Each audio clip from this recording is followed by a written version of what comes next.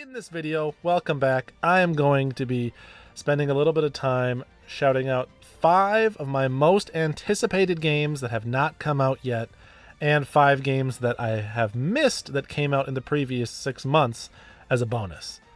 So, first up, and these are in no particular order, they're kind of loosely by release date, but I don't even know that I'm always consistent in that regard.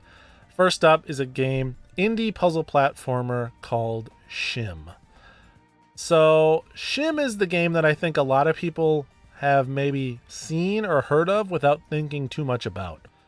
It's shown up in some, Summer Games Fest or Day of the Devs type montages and things like that. And it, of course, has been demoed. I think they had a demo in Steam Next Fest and things like that. But it's not a game that I think a lot of people really have on their radar. It is very striking when you see it, and so that's probably why you remember it. It has a little bit of that Cuphead effect, where when you see it in a montage, you think to yourself, dang, that looks really freaking good.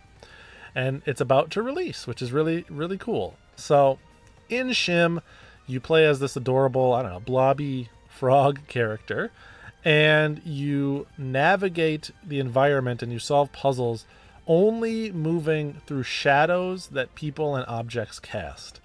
So if you think of, Lost in Shadow or something on the Wii, very similar idea. You can only manipulate things and move between shadows in order to get where you need to go. So, lining up shadows, getting shadows to move around the environment, changing the orientation of light and things like that in order to cast shadows where you need them is going to be an important part of this game. And it looks so much fun.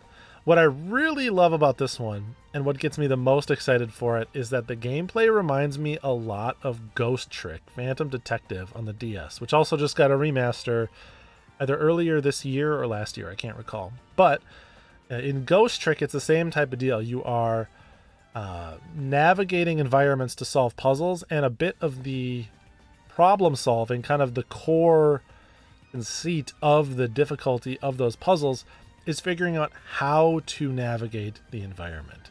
If everything was clustered very close together, you could just go pop, pop, pop, pop, pop, and solve the puzzle right away.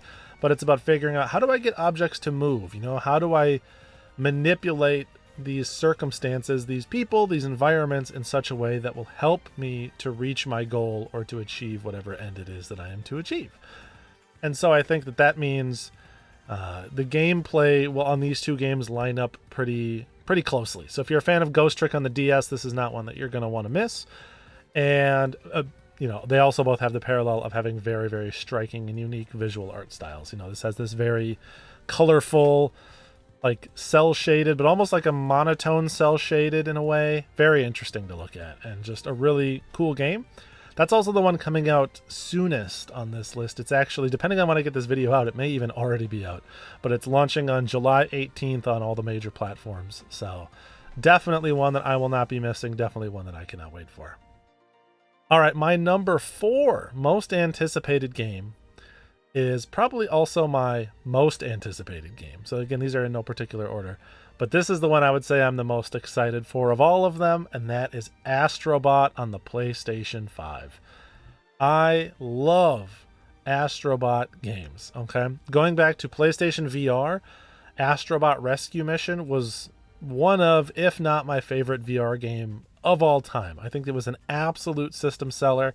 If you never played Astrobot Rescue Mission, you really owe it to yourself to go back and check that game out.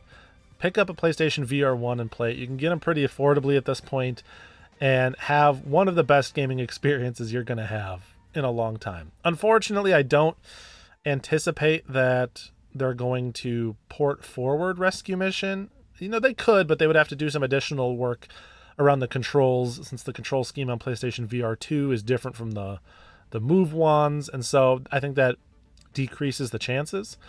Also, Sony seems to be pulling back a little bit on VR2 support, first-party VR2 support.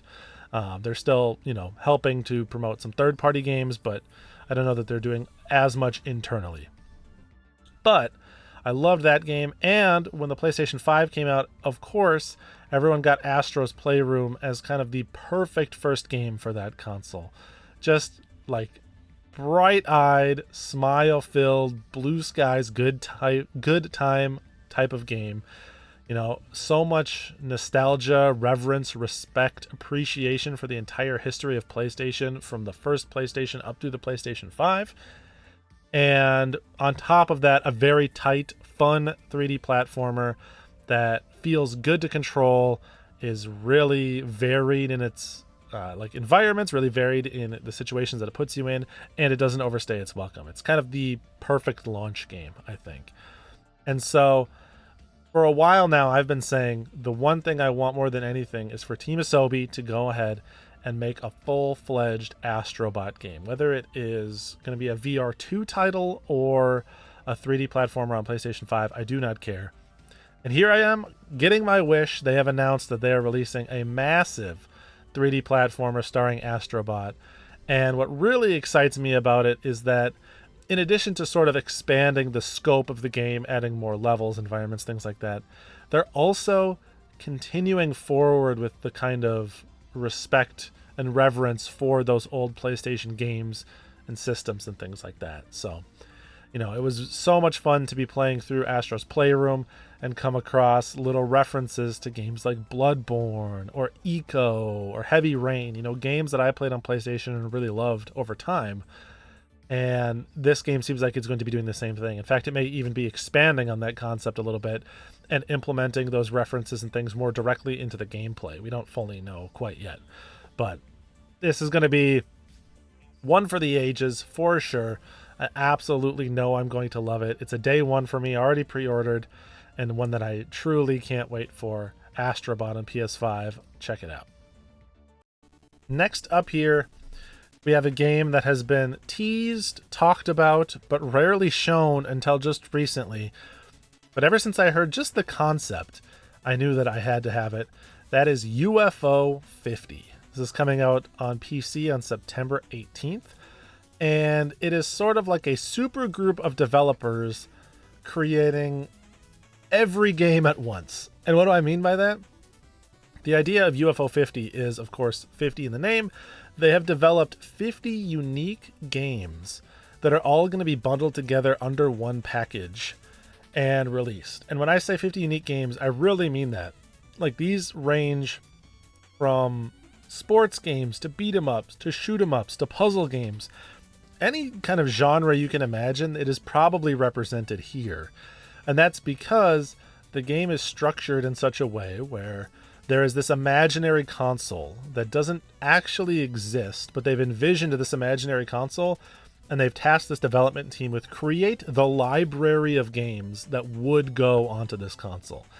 And so, you know, as with any retro console, it's going to have a little something for everybody. I would say that the sort of graphical style and kind of time period that they're aiming for seems to be somewhere roughly in that Sega Genesis area. I mean, it's one of those things where it looks a little nicer than games of that era maybe did. You know, has the Shovel Knight effect where it invokes retro aesthetic, but improves and enhances a little bit. But there's also certain things that really are staying very respectful to that time period and to a console's library, including the fact that certain games look a little more bare bones or a little more simplistic, and then certain other games look a little more advanced, almost recreating the effect of developers learning how to take advantage of classic system hardware over time, right? Now you think, look at one of the earliest Sega Genesis games coming out in the 80s and compare that to something late like a Rystar or a Sonic & Knuckles. There's a real difference between Altered Beast and Sonic & Knuckles in terms of what they were able to accomplish with that hardware once they understood the ins and outs of it. And there are games in UFO 50 that really do seem to say, hey, here's a simple idea that we could execute without much familiarity, and then here's a really advanced idea that would take a deeper understanding of this hardware, which is just a phenomenal idea. It's so unique. There's nothing else I've really ever seen like this. It's perfect for me. You know, I'm a collector of retro classic systems. I play retro games just as much, if not more, than I do modern games. And so seeing this sort of like fake system, this fake collection being offered under one package, UFO 50 just looks incredible. So I cannot wait for that one, and I'm really looking forward to it coming out. Number 4 on the list, this is probably one that many of you are excited for, as it was just announced in the recent Nintendo Direct. I cannot deny that I am excited for The Legend of Zelda Echoes of Wisdom, coming to Switch on the 26th of September. Echoes of Wisdom does what I wanted Zelda to do. I love the direction that, Breath of the Wild and Tears of the Kingdom took Zelda. Really breathed new life into those franchises, took them in fascinating, interesting directions that I think are respectful of the original, kind of core syllabus of what makes a Zelda game, but also surprises you and mixes things up. But all that said, I am truly someone who has always slightly preferred the 2D Zeldas. I like the, Oracle of Ages, Oracle of Seasons. Link's Awakening is perhaps my favorite Zelda. Don't get me wrong, I love all the 3D Zeldas too, especially the N64 ones, but 2D Zelda feels right to me, right? Everything from A Link to the Past through Minish Cap just feels kind of like what I want. And so with Zelda moving into this AAA direction, I thought to myself, well, AAA, into this open world direction. Those terms are not synonymous, although it's easy to use them synonymously. Into this open world direction, I thought, I hope that the 2D old school style of Zelda doesn't disappear. And what really gave me hope is that they did a remake of Link's Awakening on Switch not long ago that was a great remake. And thankfully, here we are, this new Zelda game is coming out using that same art style, which I love, by the way, this, toy box figurine kind of plasticky look. I think it looks really, really nice. And their twist on it is that you play as Zelda and you're not using swords or, the traditional Zelda tools, at least not all of them. Instead, she seems to have this ability where you can clone objects and then, spawn them where you need to in order to solve puzzles. I think that that's a really fun idea. I think it's a really cool way to make playing as Zelda feel different from playing as Link. And it has a lot of potential for creative expression that perfectly kind of takes lessons from Tears of the Kingdom, but applies it to the 2D formula, right? So I wanted those 2D games to still exist. They are still existing, but here they are borrowing some of the design ethos from the newer Breath of the Wild and Tears of the Kingdom, and kind of creating, I think, this perfect mashup, giving new fans something and giving old fans something. And together, those two things seem to be a really good fit. I mean, we'll obviously wait to see until that game actually releases, but until that point, I'm looking forward to it, and I can't wait to get my hands on it and play around, see what I can do, see how I can break the logic of the game. Even though I'm sure they anticipate me doing it, it's still going to be fun to feel like you're getting one over on the developers of a Zelda game. And so, really looking forward to checking that one out. September is going to be a big month. Man, September is definitely going to be a big month. And then my last game that I want to shout out, of my most anticipated games yet to release, we have the 2D HD remake of Dragon Quest III. So, if you had asked me 5 years ago, this probably would have registered for me, but it wouldn't be quite as big of a deal as it is now. But in the last 5 years or so, I've really fallen deeper in love with the Dragon Quest franchise. I have a tradition that I actually really look forward to. Every year, usually every summer, I play through one of the mainline Dragon Quest games that I haven't yet played through. And so, several years ago, I played Dragon Quest V, loved that. Then I played through Dragon Quest XI, loved that. Last year, I played through Dragon Quest IV, loved that. And this year, I'm actually currently in the middle of a playthrough of Dragon Quest VI. And ever since doing that, Dragon Quest has skyrocketed up in, my favorite RPG franchises of all time. I used to be firmly Team Final Fantasy it was easy for me to give you the answer, Final Fantasy versus Dragon Quest. These days, it's not as easy of a decision. I don't actually know exactly where I would fall, which is a cool place to be.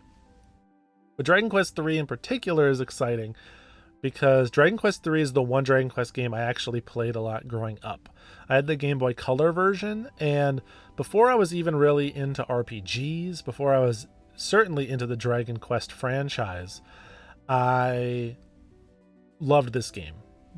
Just it gave me this this sense of scale, to feel like I had so large a place to explore in so small a game. Playing on my unlit, no backlight Game Boy Color was truly something special. And so I've always held a fondness for this game. Every now and again I boot up Dragon Quest 3 just to experience that opening sequence, where you're answering questions, there's a waterfall, just to kind of get that sense of adventure started. And so Dragon Quest 3 finally getting a remake is perfect for me. I can go re-experience the whole game in a way that I haven't done since my childhood, and it looks beautiful. I personally would say that I enjoy the HD 2D art style, but my big complaint with it is that often I feel like the games look a little washed out. Especially, you look at the Octopath Traveler games, they're gorgeous, but they're very almost desaturated. There's heavy light bloom, and there's a lot of blur on the edges. It makes the game seem a little more dull in a way that too many games doing that would be disappointing to me. But what I like is that Dragon Quest 3, the remake, is taking that style and not being afraid of using color, as simple as that sounds, right? So they have screenshots, and dungeons look gorgeous, field exploration looks gorgeous, the battles look beautiful. The battles actually look a lot like Suikoden battles to me in some instances. And so I think it'll be a really great way to play a version of that game that kind of expands the scope of the visuals to what in my mind is the scope of the adventure. And that's why I can't wait to check that one out. That's coming out November 14th. It's going to be great. Perfect, cozy, winter break type of RPG, and one that I absolutely will be getting right away. So yeah, there's 5 games, 5 of my most anticipated games that are coming out here soon. And I also wanted to talk about 5 of the games that I have missed out on but hope to get back to. So I've played a decent amount of 2024 games so far. A lot of my favorites, maybe of all time, have come out in 2024. It's going to be a very interesting game of the year time, I'll say that. A lot of really fun games. But here are 5 that have passed me by for whatever reason that I do really intend to get back to here in the next 6 months or so. First up is Unicorn Overlord. This is the most recent Vanillaware title, and Vanillaware is one of those developers that I'm here for every game they do every time.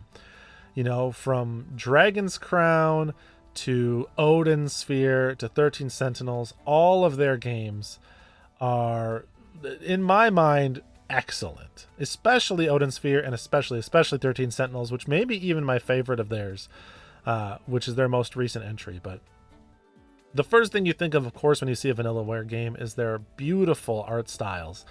And Unicorn Overlord seems to be no exception. Gorgeous character art that all looks like concept art, even though it is, in-game. And, fluid, gorgeous animations, tons of color, a unique style. You really can see the stamp, the visual stamp of a Vanillaware title on Unicorn Overlord. But also the gameplay looks great. The year before, within the last couple years, I finally played through Ogre Battle 64 on the Nintendo 64. And that game really surprised me with how much I enjoyed it. It was a very tactics heavy, very strategic, kind of real-time turn-based RPG. And, had a very interesting kind of political storyline following the events of these multiple kingdoms and alliances and betrayals and kind of the things you would expect. But it was interesting and it was enjoyable to follow. And Unicorn Overlord seems like the next great Ogre Battle 64, which is the genre of game that I don't think we get too much. As a result, I think that maybe the combat isn't going to be for everybody, or the storytelling might not be to everyone's taste, but it looks like something I think I'll really enjoy. And again, Vanillaware, easy yes. I can't wait to check that one out. Next up is a 3D platformer that I had seen and heard a little bit of, but it wasn't until my buddy and co-host Frantic over on the Indie Quest podcast, which is a podcast I do, link in the description. He brought it to the show, and it was like, yeah, I need to get to this one ASAP.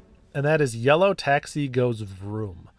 You've never seen Yellow Taxi Goes Vroom, but you are a fan of classic 3D platformers, you know, your Mario 64s and Sunshines, your Banjo-Kazooies, things of that nature, Jak and Daxter, all the greats. If you're a fan of those, you're going to really like Yellow Taxi Goes Vroom. Also, if you're a fan of that sort of weird PS1 Dreamcast-y sort of aesthetic, you know, very PS1 in the sense that it's got very kind of like chunky, almost undulating pixels. It looks like the game is barely being held together. And then Dreamcast, you know, blue skies, color, optimism sort of influence seeping into every aspect of the game design. I think that you're really going to like Yellow Taxi Goes Vroom. You play as this, of course, little yellow taxi, and it's just you doing beautiful, fun, fluid-looking strings of combos to navigate environments, get various places, and kind of figure out how to collect all the little widgets. They know what they're doing. They are selling this game hard to 3D platformer fans like me.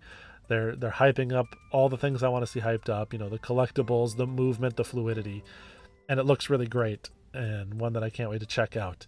If you want to see a game that does a good job mixing classic influence with more modern, like almost combo-focused platforming, akin to something like a Mario Odyssey, then I think that this is one that you definitely will be interested in. It's Yellow Taxi Goes Vroom. All right, next up here, Sandland. So I had never heard of Sandland when the game was announced, but as I mentioned before, my good buddy Ari Louie, who put out a similar video to this, also is a big fan of Sandland. He grew up on that manga and really enjoyed it. And so seeing his excitement got me excited. And that led me to ultimately purchasing a copy of the manga. And earlier this summer, I read through it, and it was a really enjoyable time. You know, a nice, almost like a pleasant short story starring this kind of charismatic demon young kid character who is going on an adventure through this, you know, vast desert in a world almost entirely devoid of water other than the water that the kingdom sort of sells to the people. And he's going on an adventure to try to seek out water to kind of restore the healthy balance to this place. And reading through it was really a fun time. It's a good read. It's playful, it's fun, you know, it's Dragon Ball, right? This is an Akira Toriyama work, and it feels like a Dragon Ball type adventure. And so when they announced the game and I saw his hype, I read that, and after reading it, I thought to myself, I gotta play this game. I think I'm gonna love this game. I've also seen, you know, some folks that I generally align with their tastes pretty well. You know, folks like Happy Console Gamer have also said that this is a good one, and so now I absolutely cannot wait to check it out. I think that the story would map very well to this kind of open world structure. I'm excited to see the areas where they've expanded outside of the source material, because there's certainly spots where they've built out more than what we initially anticipated, and it's going to be a great time. Plus, you know, it was tragic to see the passing of Akira Toriyama earlier this year, and I know that this is one of the last projects that he was sort of involved in and worked on, and so I think that it would be really appropriate as a send-off to the massive influence he's had on many, many games, shows, movies, things that I've enjoyed by playing Sandland. And so for sure, I'll be getting around to that one. Number 4 game that I missed. This is one that is getting a lot of buzz, almost has the potential to be like a low-key Game of the Year contender, I think, and that is 1,000 Times Resist. This is the one that I can tell you the least about, because it's the one that I'm most scared to look up any information on. What I can tell you is that to me, this feels like the Disco Elysium of 2024. It feels like a game with sort of punching above its weight writing and themes and characters that are written to really let you connect with them, or to really let you understand what they're going through, which is very exciting to me. And I wish I could tell you more about it, But in reality, I'm going on faith for this one. There's a lot of people who I really respect, folks over on Twitter, or if anyone has checked out John Gaming in the Wild's great channel, he's hyped this game up a lot, and so I've seen a lot of excitement over in his Discord, and I've said, okay, I will play it, but I'm not going to look anything up about it. So I'm very excited to check that one out. It came out a couple months ago, and this is certainly one of those that I think it would be impossible to get through the year without having played. It would feel like a huge hole left in 2024. And the last one here that I'm really excited to check out, but I have not gotten to yet, is Nine Souls. So this is a 2D gated exploration, parry-focused Souls-like, I suppose you could say. So the elevator pitch is certainly What If Sekiro, but in 2D. And I played Sekiro, honestly, just a couple of months ago. I replayed it for the first time since it came out. And as I mentioned in some previous videos where I talked about going for the Platinum Trophy on that game, it really gave me a deeper appreciation of that combat system, and I liked the game a lot more on a second playthrough. And so now I'm kind of in like a parry place. I'm like, what game can I go parry in? I've got all this muscle memory that I need to do something with. And here Nine Souls it's come out. It's got everything that you could kind of hope for. It's got, those big grand Souls boss fights. It has difficulty, so you can tune it up or down based on what you want to experience. And it looks so good to fluidly pull off those parries, even just from what we've seen in marketing materials and trailers and things like that. So, all that is wrapped on top of this really beautiful art style. Again, very colorful. I'm always looking for games that are very colorful, apparently. And it just looks like a really smooth, really enjoyable time. I can't wait to check out Nine Souls. Probably 5th of these 5, but definitely going to happen by the end of the year. So there it is. 5 great games that have yet to come out, and 5 great games that came out but I haven't played yet. I want to know, same for you, what did you miss out on this year, and what are you still looking forward to? This is the type of year where I can see a lot of stuff slipping past my radar, right? There's just too much variety for me to catch everything. So help tip me off to what you're pumped to see and what you're pumped to play. With all that, I of course appreciate you. Do all the things, and until next time, peace.